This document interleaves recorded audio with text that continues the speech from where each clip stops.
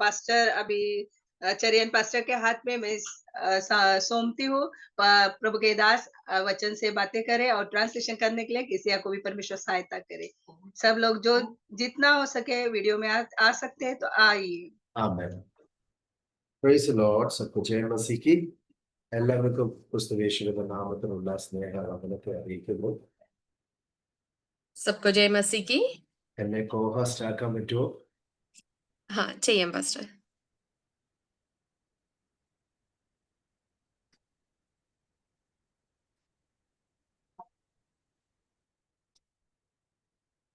Pastor ചെയ്തു. ദൈവത്തിന്റെ നാമം വാഴ്ത്തപ്പെടുമാറാകട്ടെ. परमेश्वर के नाम की स्तुति होने पाए.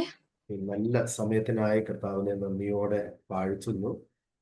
आशीषित भरे समय के लिए मैं प्रभु को धन्यवाद करता हूँ. കഴിഞ്ഞ രണ്ടാഴ്ചയായി നമ്മള് ദാനിയേൽ പ്രവചനത്തിൽ നിന്ന് പഠിച്ചുകൊണ്ടിരിക്കുകയാണ്. पिछले 2 सप्ताह से हम दानियल के पुस्तक से पढ़ाई कर रहे हैं. പുസ്തകത്തിലെ ഓരോ അധ്യായത്തിലെയും വിഷയങ്ങൾ നമ്മൾ പഠിക്കുവാനിടയായി കാണുവാനിടയായി.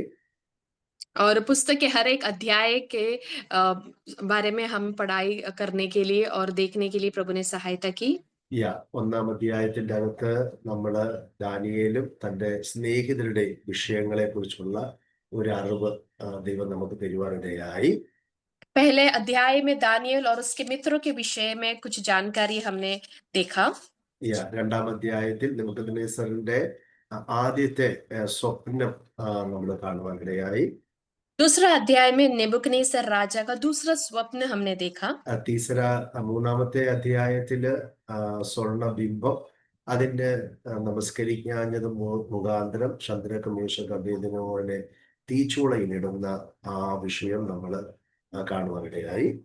तीसरा अध्याय में नेबुकदनेस्सर राजा ने एक सोने की मूर्त बनवाई और क्योंकि उसकी आराधना दानियल और उसके मित्रों ने नहीं किया इसके लिए उन्हें आग की भट्टी में डाला. ये हमने देखा. നാലാം അധ്യായത്തിന്റെ അകത്ത് നമ്മൾ കാണുന്നത് നെബൂഖദ്നേസറിന്റെ രണ്ടാമത്തെ സ്വപ്നമാണ്. അഹങ്കാരം അല്ലെങ്കിൽ ഗർവം മൂലം തന്റെ ജീവിതത്തിന്റെ പതനത്തെ കുറിച്ച് കാണുന്ന സ്വപ്നമാണ്. चौथे अध्याय में नेबुकदनेस्सर राजा का एक दूसरा स्वप्न हम देखते हैं जिसमें घमंड के कारण उसके जीवन में जो नुकसान हुआ उस विषय में हमने देखा. അത് കഴിഞ്ഞ ശേഷം അഞ്ചാം അധ്യായത്തിൽ ബെൽഷസ്സറിന്റെ ഭരണം. ബെൽഷസ്സർ അഞ്ചാം അധ്യായത്തിൽ കൈ പത്തി വന്ന് ബോർഡില് വോൾ റൈറ്റിംഗ് ബൈ ഗോഡ് മേനെ മേനെ തെക്കൽ ഓഫീസ് ആ വിഷയം നമ്മൾ അഞ്ചാം അധ്യായത്തിൽ കാണുന്നു. और 5वां अध्याय में बेलशस्सर राजा का शासन और भित्ति में जो परमेश्वर ने लिखा मैंने तेकेल ऊपर से इस विषय में हमने देखा. അഞ്ചാം അധ്യായം തീരുമ്പോൾ ബാബിലോണിയ സാമ്രാജ്യത്തിന്റെ പതനം അതിന്റെ എൻഡ് സമാപ്തി നമ്മൾ കാണുകയാണ്. 5वां अध्याय के आखिर तक बेबीलोन साम्राज्य का समाप्ति हम देखते हैं. അവിടെ തൊട്ട് മെദ്യ പേർഷ്യൻ കിങ്ഡം ആരംഭിക്കുകയാണ്. പേർഷ്യൻ കിങ്ഡത്തിന്റെ ഉത്ഭവമാണ് അഞ്ചാം അധ്യായത്തിന്റെ അവസാന ഇടങ്ങളിലെ ആ വാക്യങ്ങളിൽ നമ്മൾ കാണുന്നത്. 5वां अध्याय का आखिरी कुछ वचनों से मेथी फारस शासन का शुरुआत हम देखते हैं. ആറാം അധ്യായത്തിന്റെ അകത്ത് ദാരിയാവേസ് മേധ്യനായ ദാരിയാവേസിന്റെ ഭരണം. നമ്മൾ രണ്ട് രാജാക്കന്മാർ ഒരുമിച്ച് ബാബിലോണിയ സാമ്രാജ്യത്തെ ആക്രമിക്കുന്നതാണ് നമ്മൾ അറിയുന്നത്. പേർഷ്യൻ രാജാവായിരിക്കുന്ന കോരശും മാധ്യ രാജാവായിരിക്കുന്ന ദാരിയാവേസും കൂടെ ചേർന്ന് ബാബിലോണിയ സാമ്രാജ്യത്തെ ആക്രമിക്കുകയും ബെൽഷസ്സറിനെ കൊന്നതിന് ശേഷം ബാബിലോണിയ സാമ്രാജ്യത്തിനെ ടേക്ക് ഓവർ ചെയ്യുകയും പേർഷ്യൻ രാജാവായ കോരശ് ദാരിയാവേഷിനെ രാജഭരണം ഏൽപ്പിച്ച് പേർഷ്യയിലേക്ക് കടന്നു പോകുന്നു. പിന്നെ ദാരിയാവേസ് ബാബിലോണിന്റെ അധികാരമേറ്റെടുത്ത് ഭരണം ചുമതലകൾ തുടങ്ങുന്നു.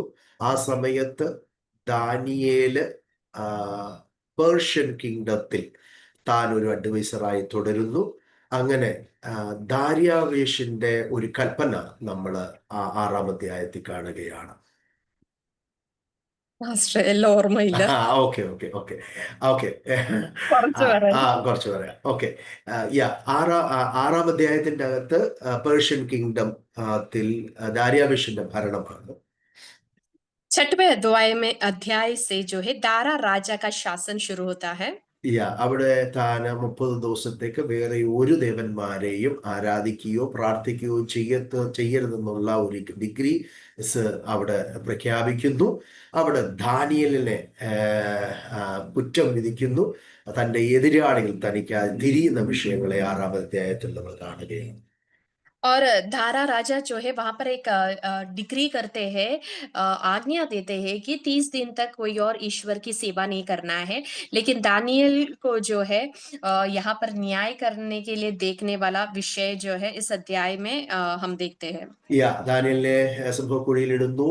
അവിടെ ദൈവം രക്ഷിക്കുന്നു. ദാര്യാവേഷിന്റെ 2ാമത്തെ കൽപ്പന പുറപ്പെടുവിക്കപ്പെടുന്നു. തനിക്കെതിരെയുള്ളവരെ സിംഹക്കുഴിയിലിടുകയും അവിടെ ദൈവത്തിന്റെ നാമം മഹിമപ്പെടുകയും ചെയ്യുകയാണ്. और 6वें अध्याय में हम ये भी देखते हैं कि दानियल को जो है सिंहों के मांद में डाला. उसके बाद जो है परमेश्वर उसको अद्भुत रीति से वहां से छुड़ाते हैं. फिर दारा राजा का जो है दूसरा आज्ञा हम देखते हैं कि दानियल के विरोध में जो भी है उनको जो है उसके शत्रुओं को, विरोधियों को जो है दानियल के मांद में, सिंहों के मांद में डाल देते हैं. ഈ 6 അധ്യായങ്ങൾ നമ്മൾ വായിക്കുമ്പോൾ ബാബിലോണിൽ നടന്ന ചരിത്രങ്ങൾ അല്ലെങ്കിൽ ആ രാജാക്കന്മാരുടെ ഇടയിൽ നടന്ന കാര്യങ്ങളെക്കുറിച്ചുള്ള ചരിത്രമായിരുന്നു നമ്മൾ കണ്ടത്. ये 6 अध्याय में हम बाबिलोन राजा और उनके साम्राज्य में जो कुछ बातें घटा वो कहानी है. എന്നാൽ 7 മുതൽ അധ്യായം നമ്മൾ കാണുമ്പോൾ വളരെ വ്യത്യസ്തമായി ദാനിയേലിന്റെ സ്വപ്നം ദൈവദൂതൻ വ്യാഖ്യാനിക്കുന്നു. ആ വിഷയങ്ങളിലേക്ക് നമ്മൾ കടന്നു വരികയാണ്. 7-ാം അധ്യായത്തിൽ ദാനിയേലിന്റെ ആദ്യത്തെ സ്വപ്നം നമ്മൾ കാണുകയാണ്. 7वां अध्याय से जो भी अध्याय आगे की है वो थोड़ा व्यत्यस्त अलग है. वो इसलिए क्योंकि दानियल का स्वप्न है. 7वां अध्याय में हम उसका पहला स्वप्न देखते हैं और कैसे स्वर्गदूत उसे जो है व्याख्यान करके या उसका मतलब अर्थ बताते हैं. അപ്പം 6-ാം അധ്യായം വരെ ആരാമ്യ ഭാഷയിലായിരുന്നു എഴുതപ്പെട്ടത്. കാരണം അത് ബാബിലോണിന്റെ ചരിത്രമായിരുന്നു, രാജാക്കന്മാരോടുള്ള ബന്ധത്തിലുള്ള കാര്യങ്ങളായതുകൊണ്ട് ആരാമ്യ ഭാഷയിലായിരുന്നു. എന്നാൽ 7-ാം അധ്യായം മുതൽ എബ്രായ ഭാഷയിൽ ആ പുസ്തകം രചിക്കപ്പെട്ടിരിക്കുകയാണ്.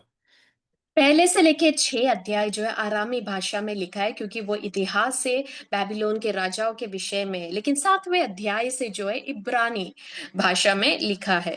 ഈ 7-ാം അധ്യായം വളരെ ഇമ്പോർട്ടന്റ് ആണ്. തുടർമാനമുള്ള എല്ലാ അധ്യായങ്ങളും വളരെ ഇമ്പോർട്ടന്റ് ആയിട്ടുള്ള അധ്യായങ്ങളാണ്. 7वां अध्याय से लेके आगे जितने भी अध्याय है बहुत खास है, इम्पोर्टेंट है. നമ്മൾ കണ്ടത് 2-ാം അധ്യായം 7-ാം അധ്യായം രണ്ടും ഒരു കാര്യം തന്നെ വർണ്ണിക്കുകയാണ്. 2 സ്വപ്നങ്ങളിലും ഒരേ കാര്യങ്ങളാണ് അറിയിക്കുന്നത്. दूसरा अध्याय 7वां अध्याय में जो है एक ही स्वप्न का जो है विवरण दिया गया है. 8-ാം അധ്യായത്തിൽ ഒരു മേടയും ഒരു ബക്കരിയും തമ്മിൽ റാം ആൻഡ് ഗോട്ട് അതിനെ പറ്റിയുള്ള ഒരു സ്വപ്നം സെക്കൻഡ് സ്വപ്നമായി നമ്മൾ ദാനിയേലിന്റെ സ്വപ്നത്തെ കാണുന്നു. और 8वां अध्याय में जो है मेढ़े और बकरे का दर्शन है जो दानियल देखता है और ये दानियल का दूसरा स्वप्न है. 9-ാം അധ്യായത്തിന്റെ അകത്ത് ആട്ടുകൊറ്റനും കോലാട്ടുകൊറ്റനും തമ്മിലുള്ള യുദ്ധം, അത് മധ്യ പേർഷ്യൻ രാജ്യവും ഗ്രീക്ക് നേഷനും യവന രാജ്യവും തമ്മിലുള്ള യുദ്ധത്തെക്കുറിച്ചുള്ള ദർശനമാണ്. और 9वां अध्याय में 8 अध्याय की अंदर का पूर्ण विवरण. 8वां अध्याय में हम और भी कुछ बातें देखते हैं, वो ये है कि मेढ़े और बकरे, ये दोनों के बीच में जो है लड़ाई चल रहा है। तो वो कौन से देश साम्राज्य दिखाते हैं? मेथी, पर्शिया और यूनानी साम्राज्य का युद्ध के विषय में है। 9ാം അധ്യായം വെരി ഇമ്പോർട്ടന്റ് ആയിട്ടുള്ള ഒരു അധ്യായമാണ്. 70 ആഴ്ചവട്ടത്തെ കുറിച്ചുള്ള വെളിപ്പാട് ഇവിടെ ഈ 9ാം അധ്യായത്തിന്റെ അകത്ത് ദാനിയേൽ കാണുകയാണ്.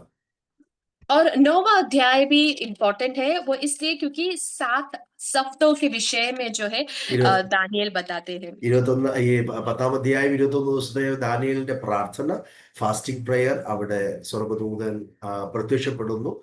ആ വിഷയത്തെക്കുറിച്ച് നമ്മൾ കഴിഞ്ഞ ആഴ്ച ഇച്ചിരി ഒന്ന് ചിന്തിച്ചായിരുന്നു. വീണ്ടും ആ കാര്യത്തെക്കുറിച്ച് നമ്മൾ ചിന്തിക്കത്തില്ല, ബിക്കോസ് നമ്മൾ പ്രോഫറ്റിക്കൽ ആയിട്ടുള്ള കാര്യങ്ങൾ മാത്രം ചിന്തിക്കും.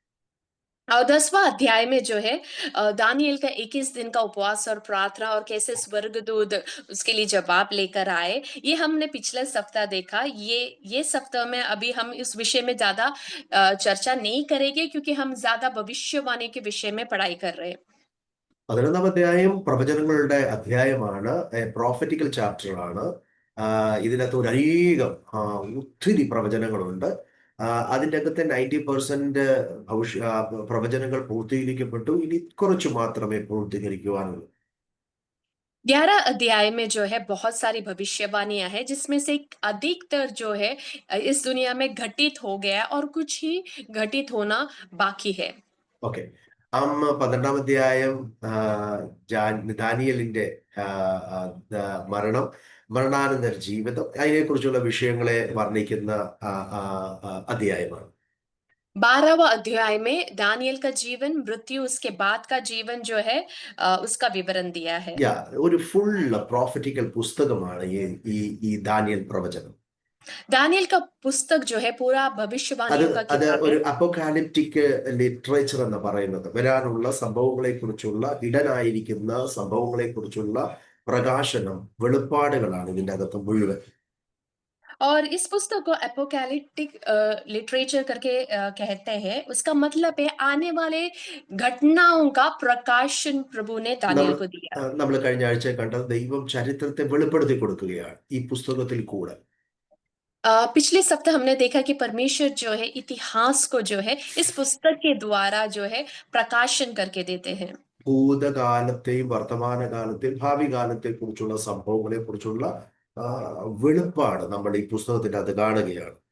और अतीत में और आज के दिन जो घट रहा है, भविष्य में क्या घटेगा, इन सारे विषयों का खुलासा प्रभु इस पुस्तक में कर रहे हैं। ആദ്യ ഭാഗങ്ങളിലും രണ്ടാമത്തെ ഭാഗത്തിലും നെബൂഖദ്നേസരിൽ കൂടെയും ദാനിയേൽ കൂടെയും ദൈവം അവരിൽ കൊടുത്ത ആ സ്വപ്നങ്ങളിൽ കൂടെ ദൈവം രാഷ്ട്രീയ സാഹചര്യങ്ങളെ വെളിപ്പെടുത്തി തരികയാണ്. और नेबुकदनेस्सर और दानियल दोनों को जो स्वप्न परमेश्वर ने दिया है, उसके द्वारा जो है राष्ट्रीय तरफ से राष्ट्रीय में कितने बदलावटें होगी, इस बात का प्रकाशन परमेश्वर दे रहे हैं। രാഷ്ട്രങ്ങളുടെ ഭാവി പദ്ധതി എന്താണെന്ന് ദൈവം ഈ പുസ്തകത്തിൽ കൂടെ വളരെ വ്യക്തമായി കാണിക്കുന്നുണ്ട്. और राष्ट्रों का जो भावी है, भविष्य है, और परमेश्वर की योजना जो भी है, वो ये पुस्तक में परमेश्वर ने रिवील किया है। എതിർ ക്രിസ്തുവിനെ കുറിച്ചുള്ള ധാരാളമായ വെളിപ്പെടുത്തലുകൾ ഈ പുസ്തകത്തിൽ നമുക്ക് കാണാൻ കഴിയും. और अंतिक्रिस्तु का जो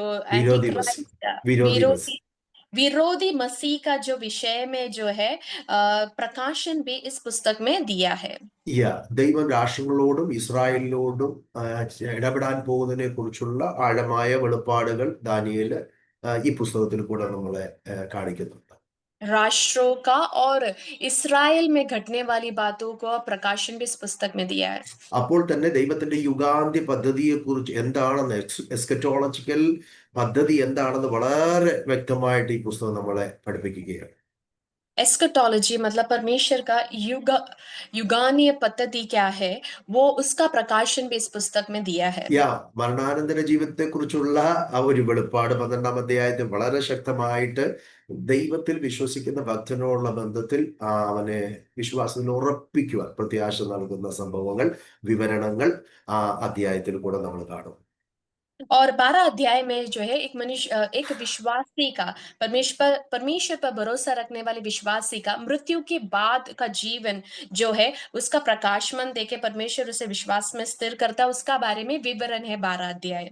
ഗ്രേറ്റ് ട്രിബുലേഷനെ കുറിച്ചുള്ള ഒരുപാട് വെളിപ്പാടുകൾ ഈ പുസ്തകത്തിൽ നമ്മൾ കാണുന്നു. ग्रेट ट्रिबुलेशन के विषय में भी जो है മഹാക്ലേശ്.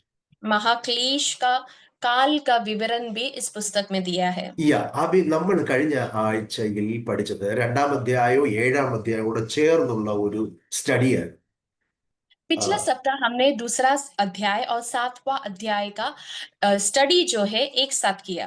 ഈ നെബൂഖദ്നേസറിന് കൊടുത്ത സ്വപ്നവും അപ്പോൾ തന്നെ ദാനിയേലിന് കൊടുത്ത ആ സ്വപ്നവും തമ്മിൽ ഉള്ള കമ്പാരിറ്റീവ്സ് നമ്മൾ കഴിഞ്ഞ ആഴ്ച പഠിക്കുവാനിടയായി.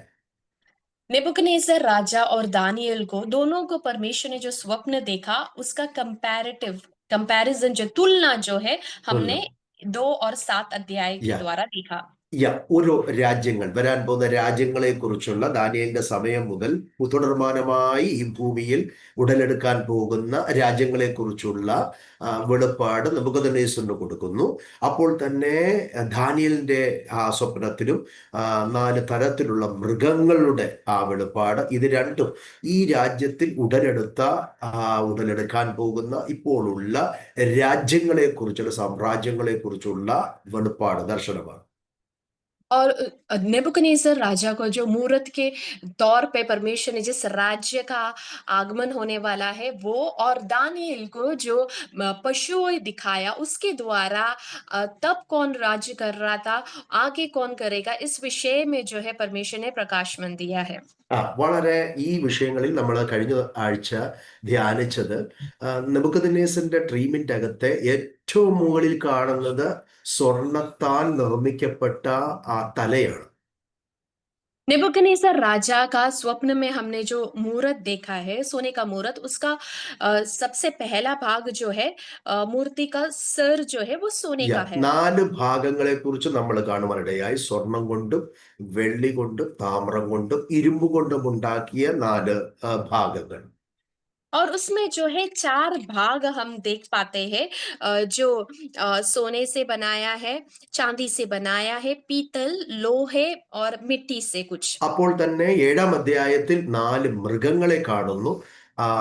സിംഹത്തിന്റെ ഒരു സിംഹത്തെ കാണുന്നു, കരടിയെ കാണുന്നു, പുള്ളിപ്പുലിയെ കാണുന്നു, ഒരു ഘോരമായ ഭയങ്കരമായ 4ാമത്തെ മൃഗത്തെ കാണുന്നു.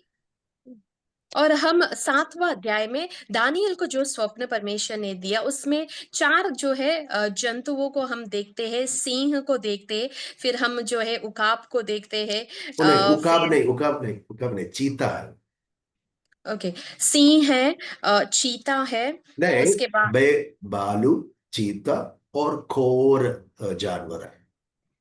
7 अध्याय की दूसरा तीसरा में, भालू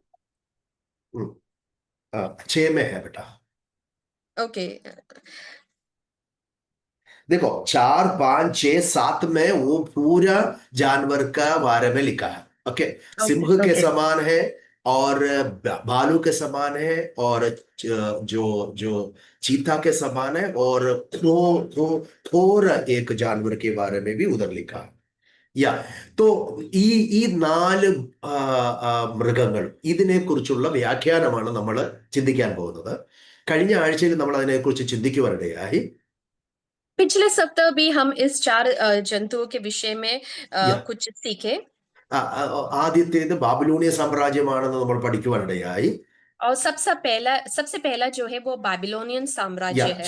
സ്വർണത്താൽ നിർമ്മിക്കപ്പെട്ട, അല്ലെങ്കിൽ ദൈവം നിർമ്മിച്ച അല്ലെങ്കിൽ ദൈവത്തിന്റെ ഘടന കണ്ടോ ഏറ്റവും ശ്രേഷ്ഠമായതിനെ ഏറ്റവും മുകളിൽ വെച്ചിരിക്കുന്നു. പിന്നെ അത് കഴിഞ്ഞിട്ട് അതിനും കുറഞ്ഞതായിട്ടുള്ള രീതിയിലുള്ള ഒരു ബിംബമാണ് അവിടെ വരുന്നത്.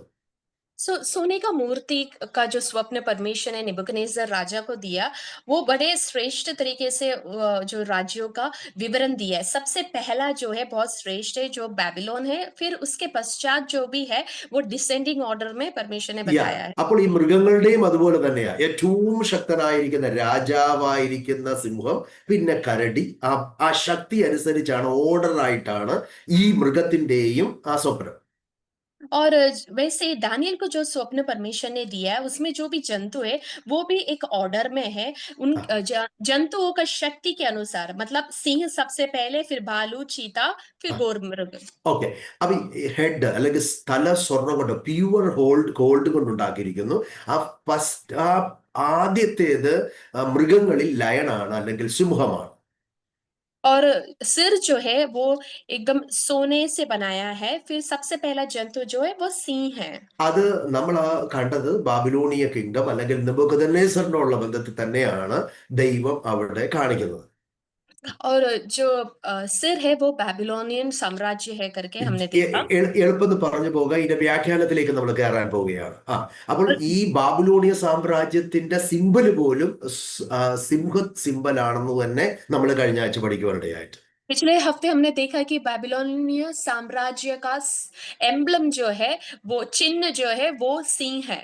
യാ അപ്പോൾ അത് കഴിഞ്ഞിട്ട് നമ്മൾ കണ്ടത് കരടിയാണ്. उसके बाद हमने भालू को देखा। या चांदी से बनाए वाला 2 हाथ को दिखाया और वो नेबूखद्नेस्സർ के ड्रीम में.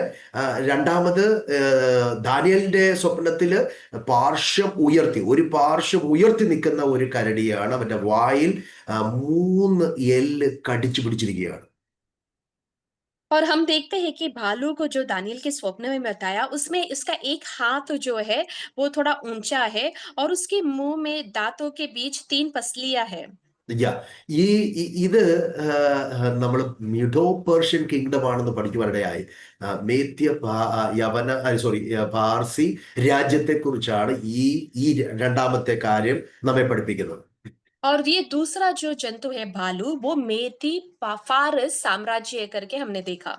അത് കഴിഞ്ഞ് നമ്മള് ഈ സെയിം തന്നെ 8ാം അധ്യായത്തിലും കണ്ടായിരുന്നു. അവിടെ ഒരു കോലാട്ടും മൃഗത്തെ നമ്മൾ കാണുന്നുണ്ട്. 8वां अध्याय में भी हम एक आटुपट्टे 2 पशुओं को देखते हैं, मेढ़े और बकरी। 8 का 3 में है. उसमें ഒരു ആട്ടുകൊറ്റനെ കാണുക, 2 കൊമ്പുള്ള ആട്ടുകൊറ്റനാണ്. और वहां पर हम जो है एक मेढ़ा देखते हैं जिसको 2 सींग है। അത് ഈ മ്യൂഡോ പേർഷ്യൻ കിങ്ഡം ആണെന്നാണ് നമ്മൾ ആ 8ന്റെ അകത്തും ദാനിയേലിനെ വെളിപ്പെടുത്തി കൊടുക്കുകയാണ്. और इस 8वां अध्याय में भी ये प्रकाशन हुआ है कि ये जो 2 सिंह है मेथी और फारस का साम्राज्य है। ഈ 3 അധ്യായം, 2ാം അധ്യായം, 7ാം അധ്യായം, 8ാം അധ്യായത്തിന്റെ അത് കാണുന്ന 2ാം അധ്യായത്തിലെ ആ വെള്ളി കൊണ്ടുള്ളത്, പിന്നെ അത് കഴിഞ്ഞിട്ട് ഒരു പാർശ്വം പൊക്കി നിൽക്കുന്ന കരടി, അപ്പോൾ തന്നെ ആട്ടുകൊറ്റനായിരിക്കുന്ന 2 കൊമ്പുള്ള ആട്ടുകൊറ്റൻ. ഇത് മിഡോ പേർഷ്യൻ കിങ്ഡം ആണെന്ന് നമ്മൾ കഴിഞ്ഞ ആഴ്ച പഠിക്കുവാനിടയായി. हमने पिछले सप्ताह देखा है कि बाजू है जिसकी चांदी से बना है वो मूर्त में, वो और ये भालू और ये मेढ़े और मेढ़ा जो खड़ा है जिसमें 2 सींग है, ये सब जो है मादी और फारस का साम्राज्य है। തുടർമാനമായി 2, 7, 8 അധ്യായത്തിന്റെ അകത്ത് വീണ്ടും വരുന്ന യവന സാമ്രാജ്യത്തെ കുറിച്ച് നമ്മൾ കാണുന്നു. ആ അരയുടെ ഭാഗത്ത് താമ്രം കൊണ്ടുണ്ടാക്കിയിരിക്കുന്നു. പിന്നെ പുള്ളിപ്പുലിക്ക് തുല്യമായ ഒരു കഴുകന്റെ ചിറകോടുകൂടി വരുന്ന പുള്ളിപ്പുലിയെ കാണുന്നു. പിന്നെ ഒരു കൊമ്പുള്ള ഒരു ആട്ടുകൊറ്റനെ കാണുകയാണ്. और हम കോലാട്ടുകൊറ്റനെ കാണും.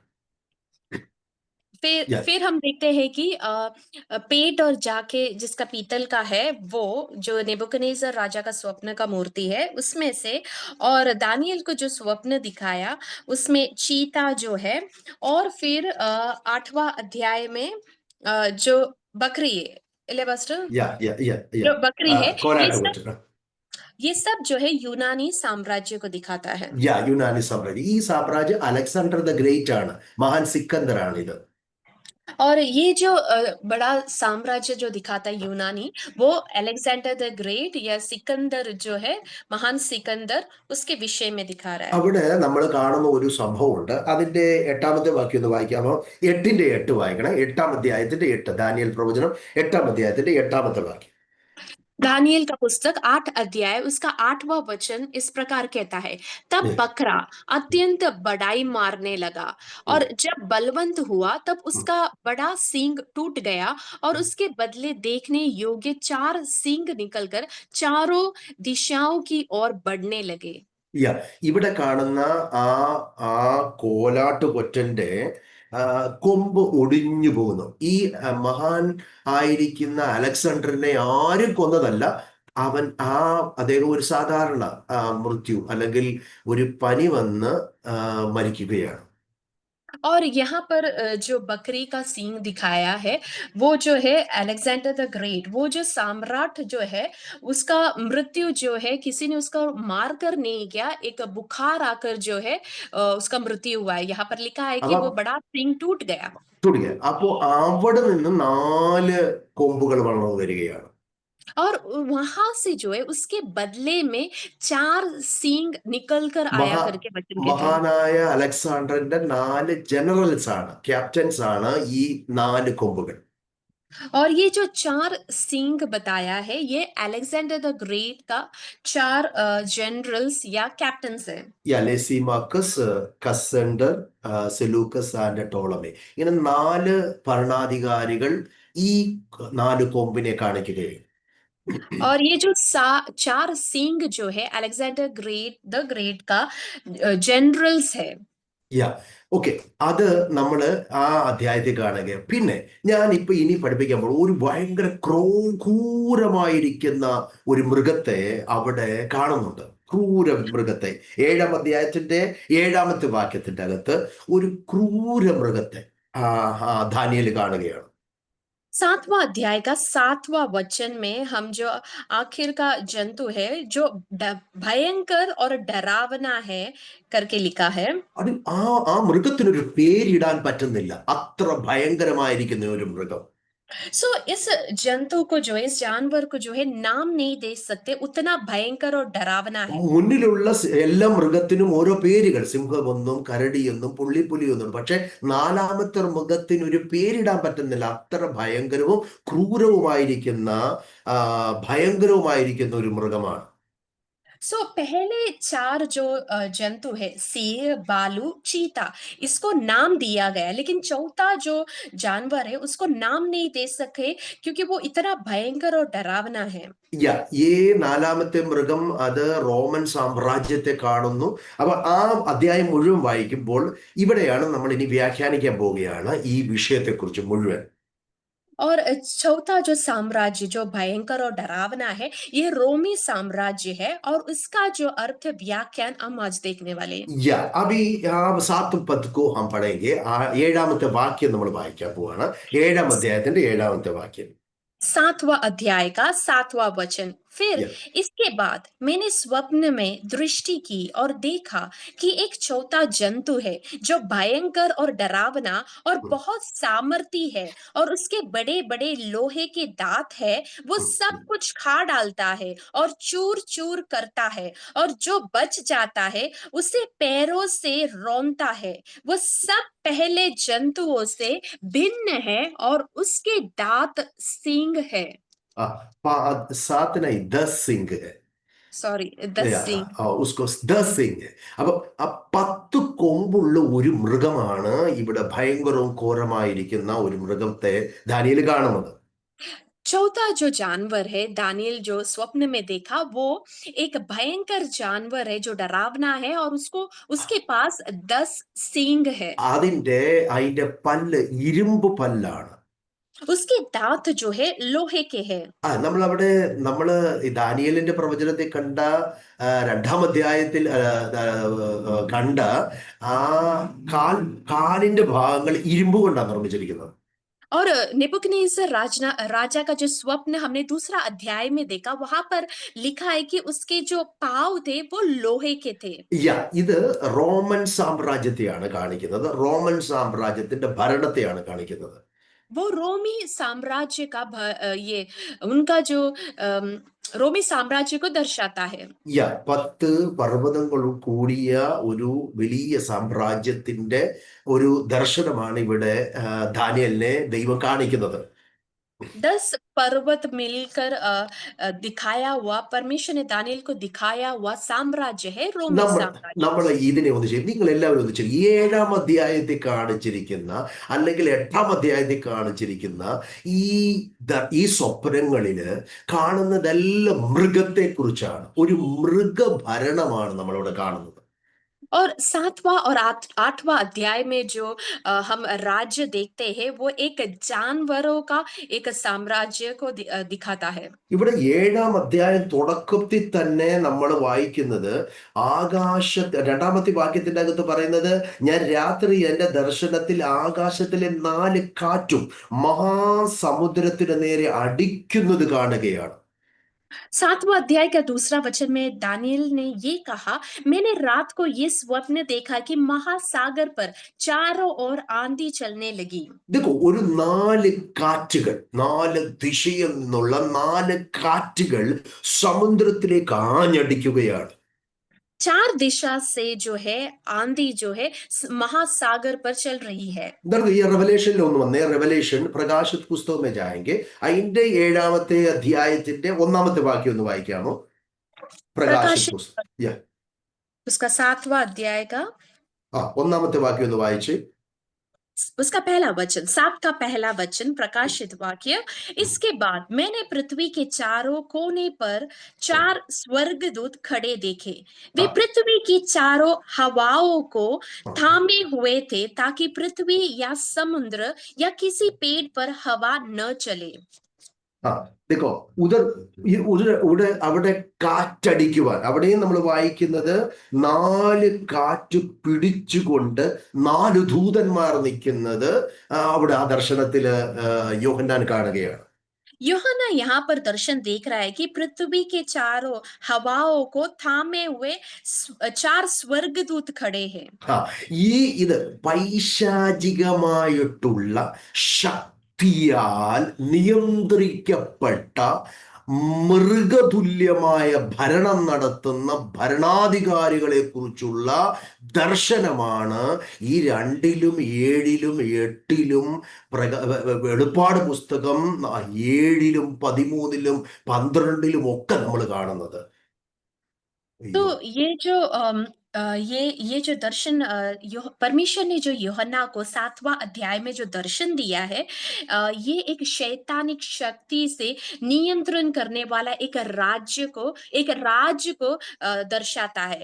वो दानियल का किताब 2, 7वां, 8वां और प्रकाशित वाक्य 7, 12, 13 अध्यायों में बताया है. देखो, ദാനിയേൽ പ്രവചനം 2-ാം അധ്യായത്തിലാണെങ്കിലും 7-ാം അധ്യായത്തിലാണെങ്കിലും വെളിപ്പാട് പുസ്തകം 12-ലും 13-ലുമാണെങ്കിലും ഇവിടെ എല്ലാം നമ്മൾ കാണുന്നത് ഒരു മൃഗഭരണം നടത്തുന്ന മൃഗീയ സ്വഭാവത്തോടുകൂടെ ഈ ഭൂമിയിൽ ഭരണം കാഴ്ചവെച്ച രാജാക്കന്മാരുടെ സ്വഭാവ വിശേഷതയെ കുറിച്ചാണ്. दानियल की किताब में 2, 7, 8 अध्याय और प्रकाशित वाक्य 12, 13 में हम एक ऐसे राज्य को देखते हैं जहाँ के राजा लोग जो है एक भयंकर जो है जानवरों का स्वभाव वाले राजा थे. ഈ അധികാരത്തിന് വേണ്ടി ഏത് തലത്തിലും പോകുന്ന ഭരണാധികാരികളുടെ ഭരണരീതികളെ കുറിച്ചാണ് ഈ മൃഗതുല്യമായ ഭരണത്തെ നാം കാണുന്നത്. और ये ऐसे राजा है जो अधिकार पाने के लिए, जो पावर पाने के लिए वो किसी भी हद तक जा सकते, उनका जो राज्य के विषय में यहाँ बताया है. ഇവിടെ കണ്ട 1-ാമത്തെ മൃഗം ഒരു സിംഹമാണ്. അവന് കഴുകന്റെ ചിറകൾ വേഗതയെ കാണിക്കുന്നു, ക്രൂരതയെ കാണിക്കുന്നു, എന്തിനേയും കടിച്ച് കീറി തിന്നുവാനുള്ള ആവേശത്താൽ റോറിങ്ങോട് കടന്നു വരുന്ന സിംഹത്തിന്റെ മുഖമാണ്. सो दानिएल ने जो स्वप्न देखा 7वां अध्याय में, उसमें जो पहला जंतु सिंह है, उसका पंख जो है उकाब के थे, जो दर्शाता है कि वो बहुत क्रूर राज्य है और खाने के लिए मतलब चीर फाड़ के खाने वाला स्वभाव और सिंह के नाय गरजने वाला स्वभाव। കണ്ടോ, ഒരു രണ്ടാമത്തെ മൃഗം കണ്ടോ, ക്രൂരനായ അവന്റെ വായിൽ രക്തമാണ്. മൂന്ന് പല്ല എന്തുവാ ഈ കടിച്ചു പിടിച്ചുകൊണ്ട്, എല്ലുകൾ കടിച്ചു പിടിച്ചുകൊണ്ട് ഒരു കരടിയെ പോലെ പാഞ്ഞടുക്കുന്ന മൃഗതുല്യമായ ഒരു നേതാവ്. और दूसरा साम्राज्य जो 7वां अध्याय में हम देखते हैं वो रीछ या फिर भालू है, जिसका एक पंजर उठा हुआ और मुंह में दांतों के बीच में 3 पसलियां है അവിടെ करके। പറയുന്ന ഒരു പദമുണ്ട്, എഴുന്നേറ്റ് മാംസം ധാരാളം തിന്നുക. और वहां पर एक पद ऐसा लिखा है 7 का 5 में कि ये जो जंतु है, ये भालू जो है उड़कर जो है बहुत मांस खा रहा है। ആ മൂന്നാമതായിട്ടുള്ള പുല്ലിപ്പുലിക്ക് തുല്യമായിട്ടുള്ള ആ മൃഗത്തെ കണ്ടോ, അതിന് 4 തലയുണ്ട്. അപ്പോൾ അതും അതിവേഗത്തിൽ ആധിപത്യം സ്ഥാപിക്കുന്ന ഒരു മൃഗതുല്യമായ ഭരണാധികാരിയെ കുറിച്ച്. तीसरा जो जंतु है वो ऐसा साम्राज्य को दिखाता है जो जंतु जो है वो चीता है, और हम देखते हैं कि उसके 4 सिर, 4 पक्षियों के पंख भी है, और वो तुरंत आकर अधिकार जमा रहा है। ആ ഒരു മൃഗത്തിന്റെ തലയല്ല, 4 തലത്തിലുള്ള മൃഗ സ്വഭാവം. അപ്പോൾ തന്നെ 4 പക്ഷികളുടെ ചിറകുകൾ, വേഗത അപ്പോൾ തന്നെ ഇവൻ പുള്ളിപ്പുലിയാണ്, ശക്തമായി ഓടുന്ന, വേഗത്തിൽ കാര്യങ്ങൾ സാധിക്കുന്ന ഒരു ഭരണാധികാരി. और यहाँ पर जो है एक सिर नहीं, 4 जानवरों का समान सिर, मतलब 4 जानवरों का स्वभाव दिखाता है ये चीते को। और चीता इसलिए बताया क्योंकि उसको जो वेगता है, स्पीड है, वो जो भी काम करते हैं बड़े फुर्ती से करता है।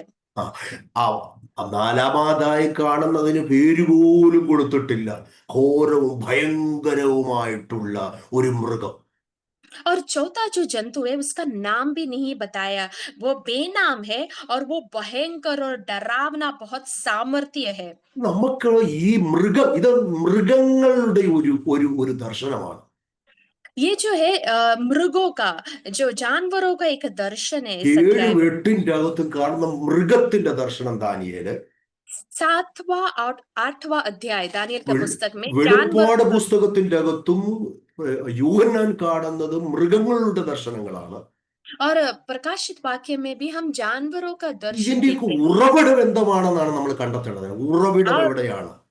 इसका सोता क्या है हमें जानना है। നമുക്ക് അതിന്റെ ഉറവിടത്തിലേക്ക് ഒന്ന് പോയി ഒന്ന് കണ്ടാലേ അറിയത്തുള്ളൂ. ഈ ഭൂമിയിൽ ഭരണം നടത്തുന്ന ഭരണാധികാരികളുടെ ഉള്ളിൻ്റെ അകത്ത് വ്യാപരിക്കുന്ന ശക്തി, ആത്മാവ് ഏതാത്മാവാണെന്ന്.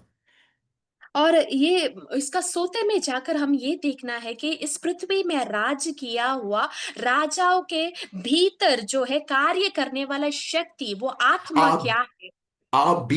ഇപ്പോഴും രാജ്യഭരണം നടത്തുന്ന രാജാക്കന്മാരുടെ നേതാക്കന്മാരുടെ ഉള്ളിൻ്റെ അകത്ത് വ്യാപരിക്കുന്ന സ്പിരിറ്റ് എന്താണെന്ന് ദൈവത്തിന്റെ ആത്മാവ് നമ്മെ പഠിപ്പിക്കുകയാണ്. परमेश्वर की आत्मा हमें सिखा रही है, अभी भी इस पृथ्वी में राज्य करने वाले नेताओं के भीतर जो आत्मा कार्य करता है वो किस समान है। ഇപ്പോഴും ഈ തലത്തിൽ ഒരു ചെറിയൊരു അധികാരം കിട്ടിയാൽ മാത്രം മതി അവന്റെ സ്വഭാവം മാറും. और अभी भी छोटा सा एक अधिकार एक नेता को मिला तो उसका स्वभाव में हम बदलाव അത് देखते हैं। രാഷ്ട്രതലത്തിലും ആത്മതലത്തിലും നമ്മൾ കാണുകയാണ്. वो राष्ट्रीय स्तर पर और आत्मिक स्तर पर भी हम देख रहे हैं। പൊളിറ്റിക്കൽ റിലത്തിൽ മുഴുവൻ ഇപ്പോൾ തന്നെ സ്പിരിച്വൽ ആണെങ്കിലും അപ്പോൾ രാജനീതിക്കാണെങ്കിലും എല്ലാ തലത്തിലും അധികാരം കൈക്കലാക്കാൻ ഏത് തലത്തിലും പോകുന്ന നേതാക്കന്മാരെയാണ് നാം കാണുന്നത്. और हम पॉलिटिक्स में हो या राजनीति में हो, आत्मिक स्तर में हो, कोई भी जो है नेता है, वो अधिकार पाने के लिए किस हद तक जाता है हम देखते हैं। വളരെ ആഴമായിട്ടുള്ള ചില വെളിപ്പാടുകൾ ഈ ദാനിയേൽ റെവലേഷന്റെ അകത്ത് ദൈവത്തിലെ ആത്മാവ് ഭക്തന്മാരെ കാണിക്കുകയാണ്. और गहराई में जो है कुछ दर्शनों को प्रकाशन परमेश्वर ने दानिയേൽ और प्रकाशित वाक्य में യോഹന്ന को दिया. ഈ 12-ാം അധ്യായത്തിലേക്ക് നമ്മൾ വരുമ്പോൾ, വെളിപ്പാട് പുസ്തകം 12-ാം അധ്യായത്തിലേക്ക് വരുമ്പോൾ ഇതിന്റെ സോഴ്സിനെ കുറിച്ചുള്ള ഒരു ദർശനം നമുക്ക് കാണാൻ പറ്റും. ഇതിന്റെ സോഴ്സ് प्रकाशित वाक्य 12 अध्याय में इसका सोर्स क्या है हम देखते हैं. അവിടെ 1-ാമത്തെ വചനം തൊട്ട് നമ്മൾ വായിക്കുമ്പോഴത്തേക്ക് അവിടെ ഒരു ഭയങ്കര ദർശനം യോഹന്നാൻ കാണുകയാണ്. 12 अध्याय का पहला वचन से जब हम पढ़ते हैं तो वहां पर हम बड़ा एक दर्शन देखते हैं. വലിയ അതിശക്തമായ 2 അടയാളത്തെ സ്വർഗത്തിൽ കാണുകയാണ്. दो एक बड़ा भयंकर जो है चिन्ह को स्वर्ग में ഒരു देखा. സൂര്യനെ അണഞ്ഞിരിക്കുന്ന ഒരു സ്ത്രീയുടെ ദർശനം കാണുന്നു. सबसे पहला सूर्य को ओढ़े हुए एक स्त्री का दर्शन देखा. അപ്പോൾ തന്നെ അവളെ തിന്നുവാൻ വേറൊരു ഡ്രാഗൺ, ഒരു സർപ്പം അവിടെ മുന്നിൽ വേറൊരു അടയാളം കാണുകയാണ്. ഒരു മഹാസർപ്പത്തിന്റെ അടയാളം. और इस स्त्री को खाने के लिए जो है दूसरा चिन्ह देखते हैं, एक बड़ा सर्प या सांप. അതിന്റെ 3-ാമത്തെ വാക്യം തൊട്ട് നമ്മൾ വായിക്കുമ്പോൾ, 3-ാമത്തെ വാക്യം 12-3 മുതൽ വായിക്കുമ്പോഴത്തേക്ക് प्रकाशित वाक्य 12 अध्याय उसका 3रा वचन से സ്വർഗത്തിൽ മറ്റൊരു അടയാളം കാണപ്പെട്ടു. 7 തല, 10 കൊമ്പ്, തലയിൽ 7 രാജമുടി, തീ നിറം ഉള്ള ഒരു മഹാസർപ്പം. वहां पर हमने एक और चिन्ह स्वर्ग में दिखाई दिया. वो ये है एक बड़ा लाल अजगर जिसके 7 सिर 10 सींग, उसके सिरों पर 7 राज मुकुट थे. देखो ഈ മഹാസർപ്പത്തിന്റെ ആ സ്വഭാവം കണ്ടോ, അതിന്റെ ഘടന കണ്ടോ, ഇതിന് 7 തലയാണ്. और ये अजगर का बनावट को जरा ध्यान दे, उसको 7 सिर है. 7 പൂർണ്ണ സംഖ്യ है. 7 ഒരു പൂർണ്ണമായിട്ടുള്ള ഒരു അക്കമാണ്. 7 जो एक पूर्ण संख्या है. അപ്പോൾ 7 തല എന്ന് പറയുമ്പോഴത്തേക്ക് ജ്ഞാനത്തെക്കുറിച്ച്, തല എപ്പോഴും ജ്ഞാനത്തെക്കുറിച്ച് പറയുക. 7 പൂർണ്ണജ്ഞാനമുള്ള ഒരു മൃഗം. सिर जो है ज्ञान को दर्शाता है. 7 सिर इसका मतलब है पूरा ज्ञान प्राप्त किया हुआ. ഈ കൊമ്പുകൾ 10 കൊമ്പുണ്ട്. അപ്പോ 10 കൊമ്പ് ഇവിടെ കാണിക്കുന്നത് അധികാരത്തെയാണ്. और जो 10 सींग जो दिखाया वो अधिकार को दिखाता है. സാർവത്രിക അധികാരത്തെ, 10 സാർവത്രികമായ വിഷയത്തെ കാണിക്കുന്നതുകൊണ്ട് സാർവത്രിക അധികാരമുള്ള ഒരു ഭരണാധികാരി. सार्वत्रिक सर्वनाम സർവാധികാരം. सो ये 10 सींग जो है सारा अधिकार पाया हुआ एक चीज दिखाता है. एक രാജകീയ അനുഭവം रहने वाला രാജമുടി അവന്റെ തലയിലുണ്ട് പൂർണ്ണമായിട്ടുള്ള. एक राजकीय अनुभव को दिखाता है ये 10 सींग. തീ നിറം, രക്തച്ചൊരിക്കുന്ന അല്ല രക്തത്തിന് വേണ്ടി വെമ്പൽ കൊള്ളുന്ന ഒരു സ്വഭാവം. लाल, बड़ा लाल का मतलब है कि लहू के लिए आकांक्षा रखने वाला, चाहने वाला. അപ്പോൾ അത് മഹാസർപ്പമാണെന്ന് പറയുന്നു. അതിന്റെ 9-ാമത്തെ വാക്യത്തിൽ നമ്മൾ വായിക്കുമ്പോഴത്തേക്ക് ഇത് ആരാണെന്ന് വ്യാഖ്യാനിക്കുന്നുണ്ട് യോഹന്നാൻ. और 12 अध्याय का 9वां वचन में യോഹന്ന इसका मतलब भी बताता है कि ये अजगर कौन है. ഈ മഹാസർപ്പം ആരാണെന്ന് പറയുകയാണ്. ഭൂതലത്തെ മുഴുവൻ തെറ്റിച്ച് കളയുന്ന പിശാചാണ്, സാത്താനാണ്.